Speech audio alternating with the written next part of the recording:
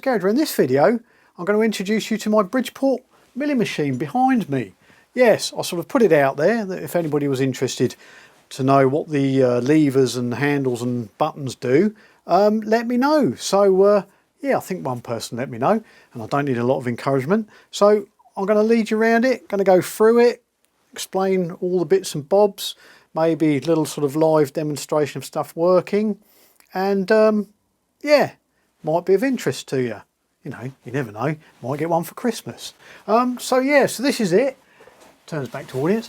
The Series 1, 2 horsepower. There are many types, but the most popular ones, the Series 1s, was the 1.5 horsepower, which is what they call the J head, which had variable speed, but you had to change it manually. There's a lever here, and the belts are exposed, and you can wind, you know, slacken the motor off, change the belt, tension the motor back up, off you go again.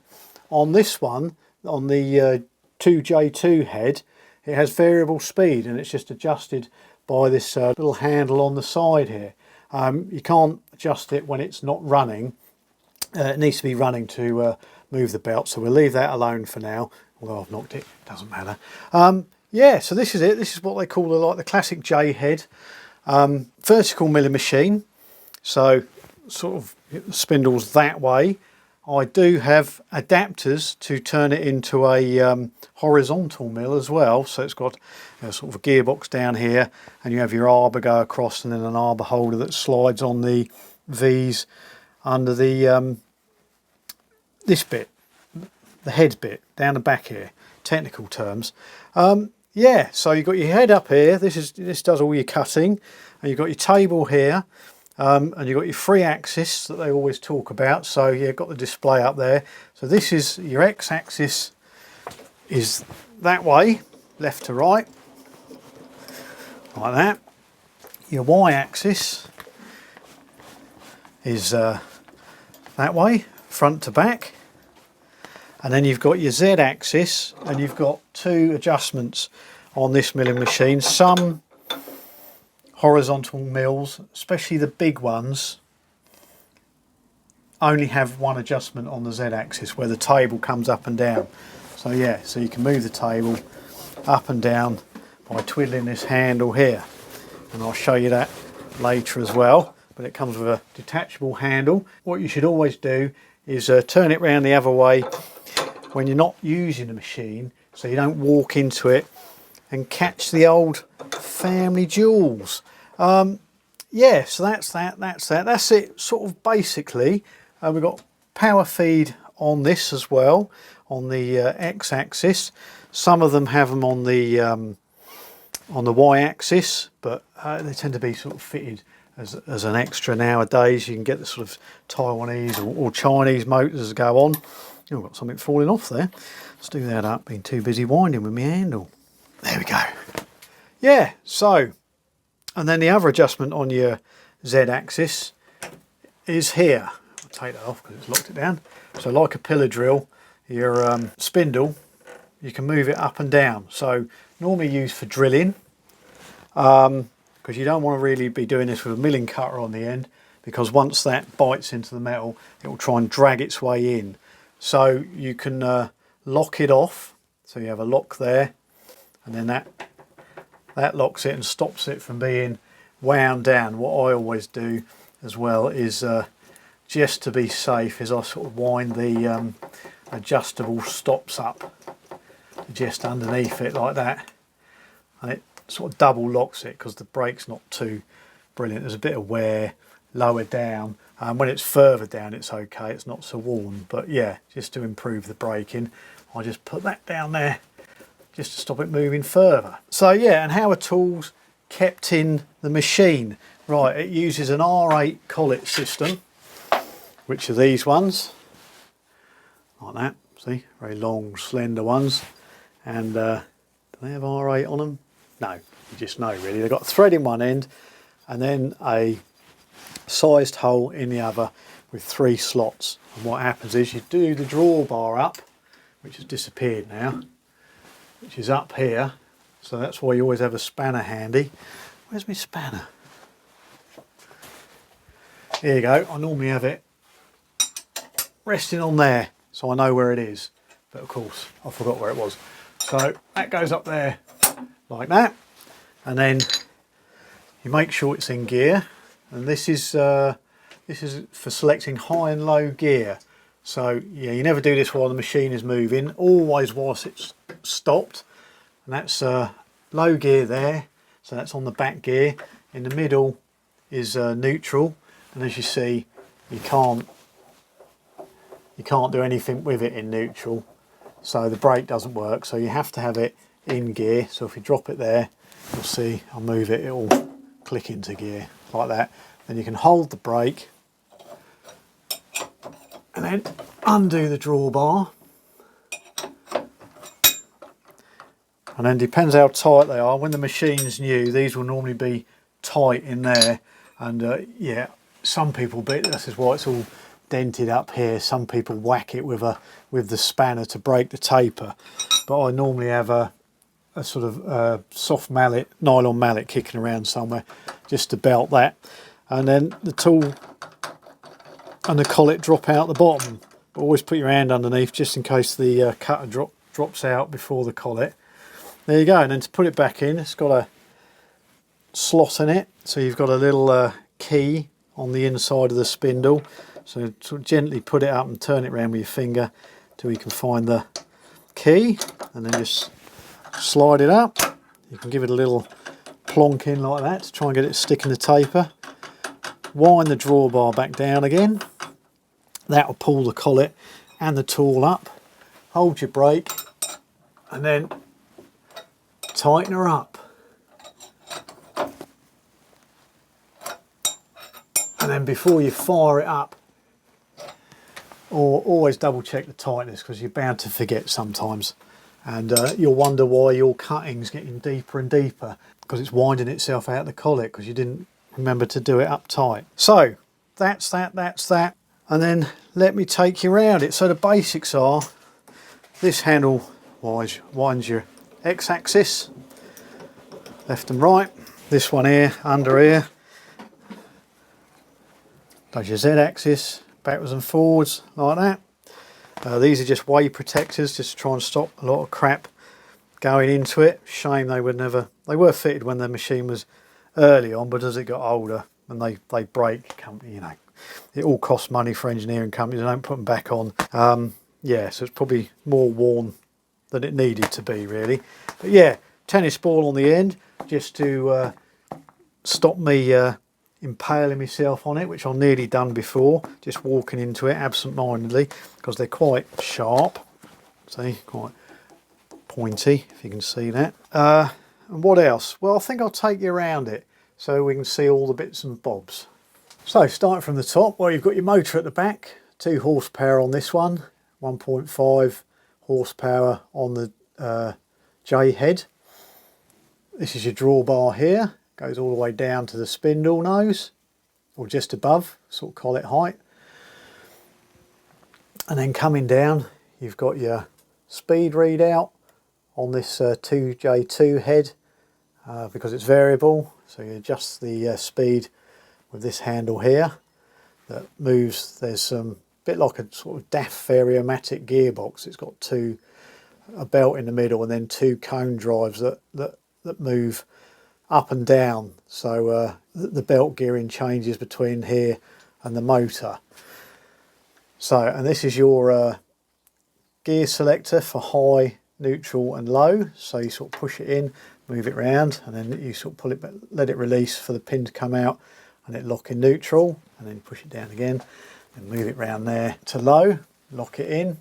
Now, as this is an old machine, it does need a bit of persuasion. It will jump out if you ain't got it in there properly.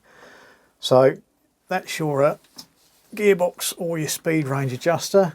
Got your little oilers on here that you check every now and again, but they don't use a lot of oil because it just sort of dribbles down, sort of wicks down. So yeah, if I was using it every day, they'd probably go down, but you know, using it once a week, it doesn't go down that much.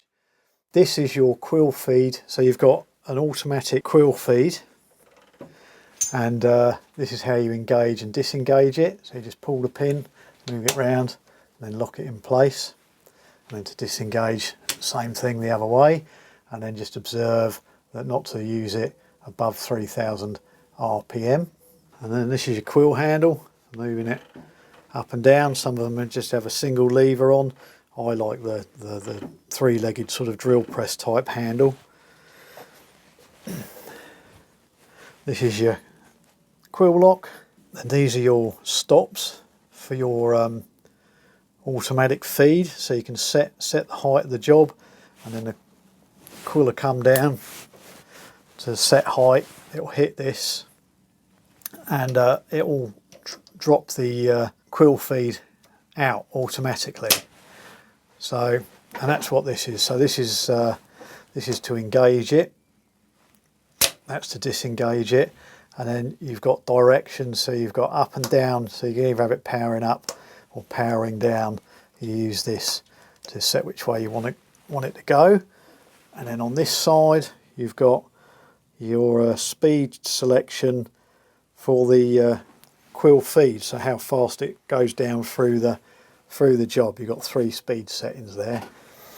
And going back up, this is your brake. So you know, when you turn it off and you just want to sort of slow it down, just move the brake like that, and it will stop the cutter or the drill, whatever you got in there.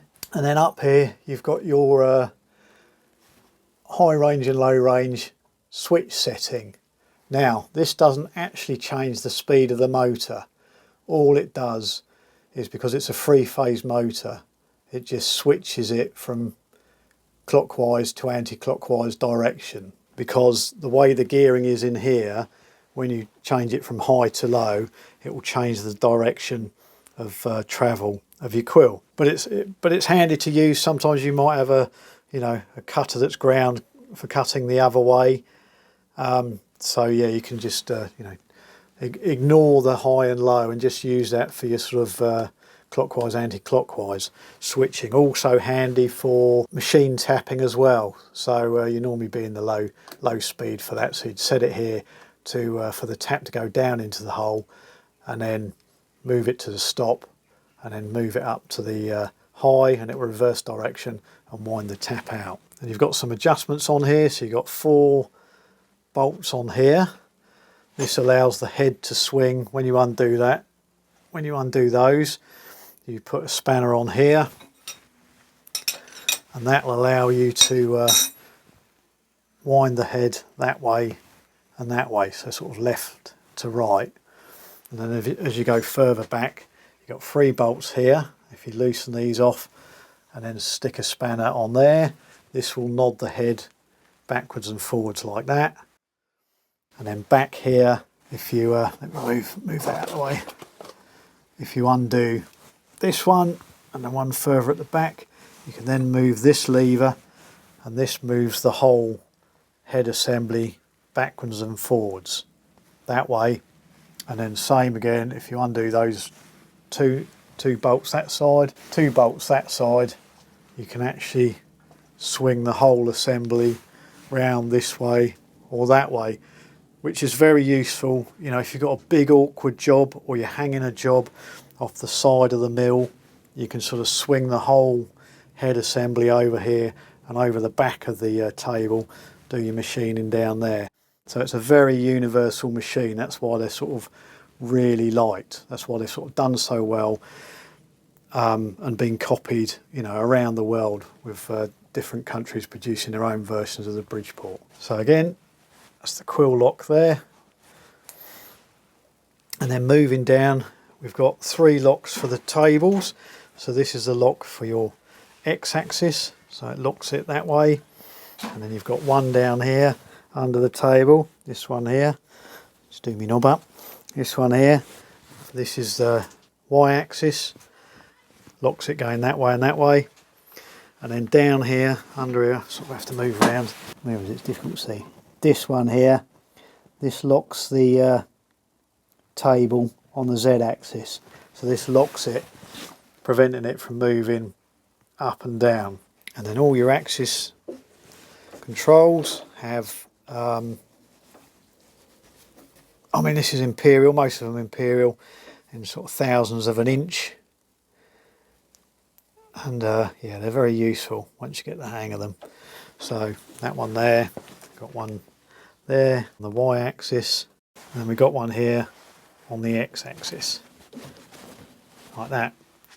Then on here, because this is power feed, this is the power feed, so you push this in the direction you want the table to travel. So if you want it to go that way, you move it that way, and it will wind that way. And then if you want it to go that way, you push it that way.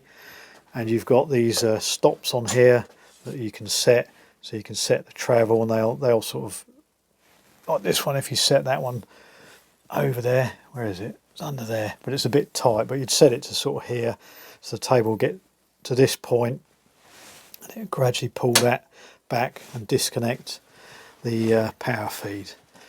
And then on the power feed down here, we've got a speed controller, so that controls your feed speed. And then you've got a rapid traverse, so you press that and it moves the table at full speed. And then moving lower down, we've got our main control box. So you've got your kill switch, and you've got your the start button, which turns all your contactors on, and this box here, this electrical box here. So that provides the power to all your motors. And then you've got selector switches here, so you've got power for your head, and then you've got a power. This one is for a slotting head, but it's not fitted. It fits at the other end of the arm for doing keyways, but yeah, I haven't really got the room for it and wouldn't use it very often. This one is for your powered traverse, and this one's for turning on your coolant pump, which lives in the casting down in there. Not sure. I think it works. It was working when I was when I took the machine on, but because, you know, I'm only sort of amateur, don't use it every day. I don't have cutting oil in it. I just sort of use it. I've got it on a hand mist there if I need it.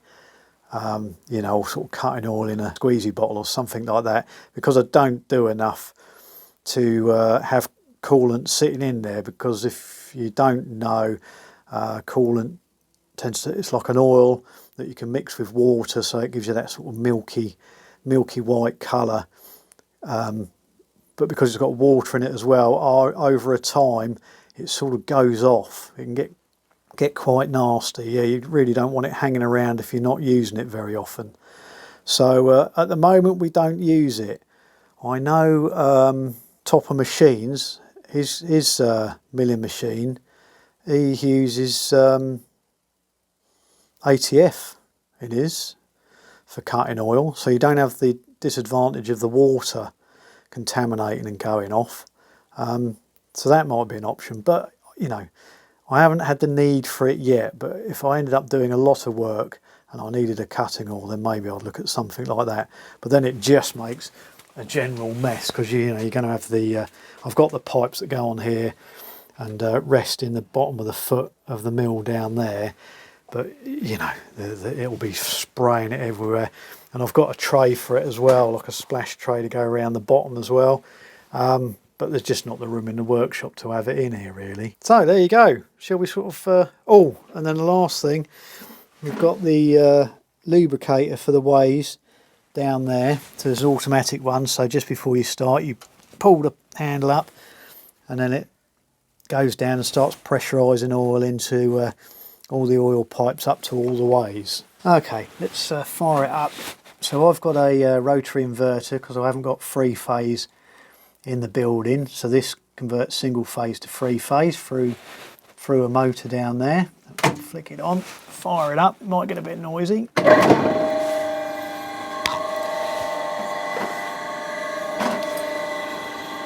And we turn her on. You hear the contactors click in, and then we've got power to all things, so we can put our power feed on. And there you go. And then you can increase the feed speed.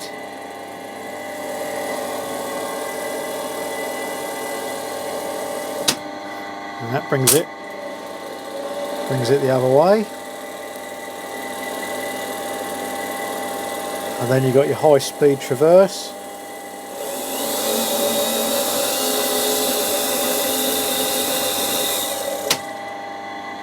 which just speeds up your work process. If you're doing a lot of repetitive stuff, it comes in very handy.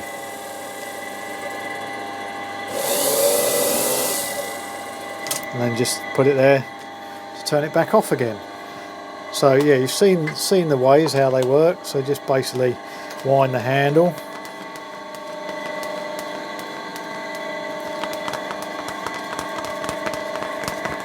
displayed on the digital readout, and then this is the control for the knee or your Z axis.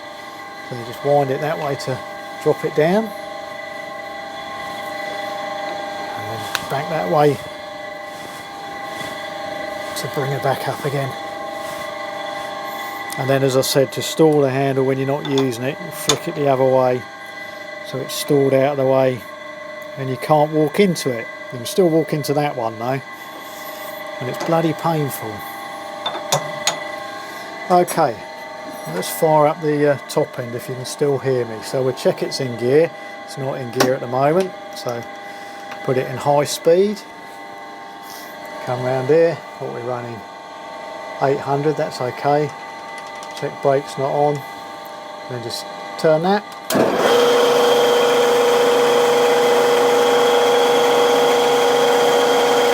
There you go. So we'll engage the power feed like that. See it's running. Set it so it doesn't go too far down, so then we just flick it on.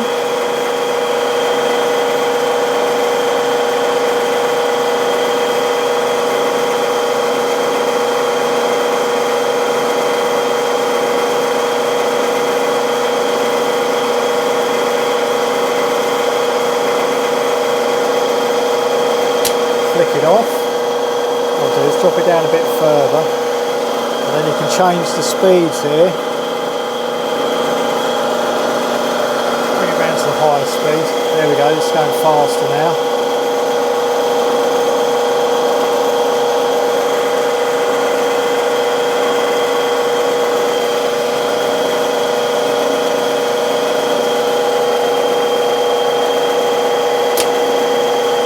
There we go. Or you can reverse it. Put it that way.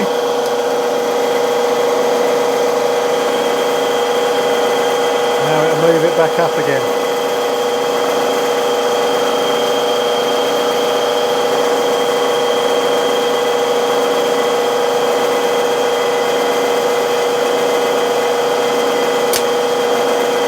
Just like that.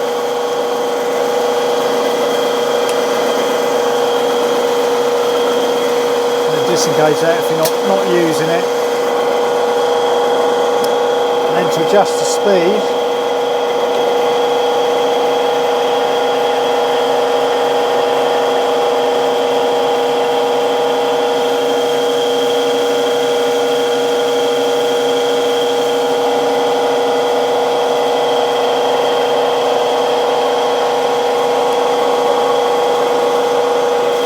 and just turn it off. Flip the brake, stop it a bit quicker. So if we wanted to put it into low gear, move it round there. Make sure it's in. Make sure the brake's off. There you go.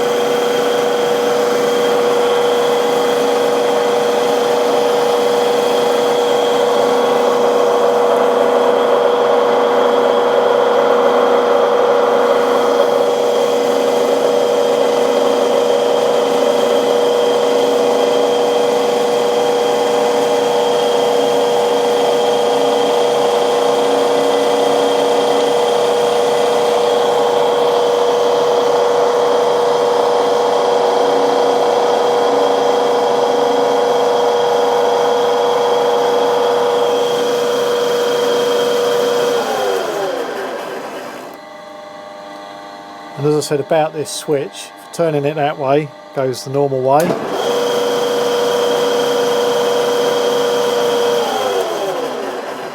turn it the other way, she'll go backwards.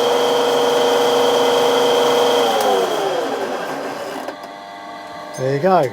And then I always make sure, because I'm normally running high most of the time, just putting back in high. And if it won't go in, just have to turn the spindle and it'll jump into gear. But there was always a thing in the apprentice workshop, you'd always get somebody to try and change gear when it's running. There'll be a horrendous grinding noise and a big cheer would go up, yeah, and then they'd get a telling off. So yeah, that's about it really. Looks daunting, but once you get the hang of them, they're very useful. Right, let's turn that off. Oh, it's like banging your head against the wall. So there you go, a quick explanation, a quick run round of a Bridgeport milling machine. I hope you liked the video. If you did, give us a little like and hit subscribe, and yeah, pop along again when we'll be doing other stuff. All right, see you later. Cheerio.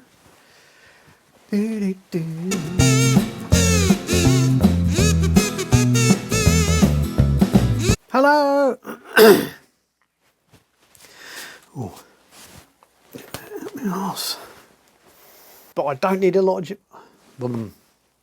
Hello, welcome to Tweed's video. We're in this garage video.